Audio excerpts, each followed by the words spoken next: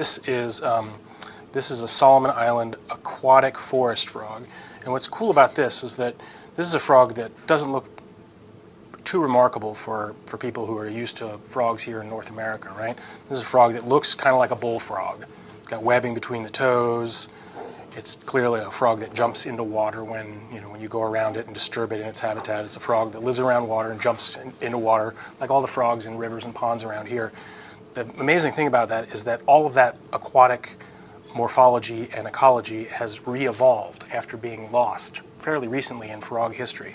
This frog's closest relatives are these little frogs that are this big and are fully terrestrial and don't live around water at all.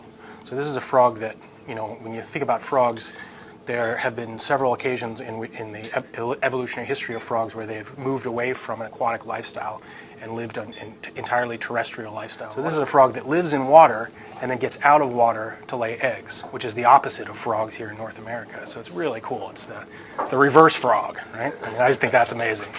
So that is why this is the coolest frog in the world. It's just as cool of a story. It's a species that we described in 2010,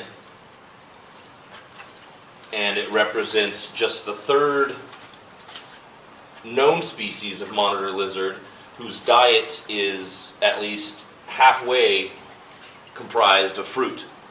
So the vast majority of monitor lizards are scavenging carnivores, active foragers looking for small rodents or invertebrate prey, things like that. But three species, all of which occur only in the Philippines, half of their diet consists of fruit. And these guys will actually eat giant land snails and things like that as well. So they've got unique dentition. The teeth are different than any other monitor lizards. They've actually got a unique digestive tract to digest the plant matter and the fruits that they consume.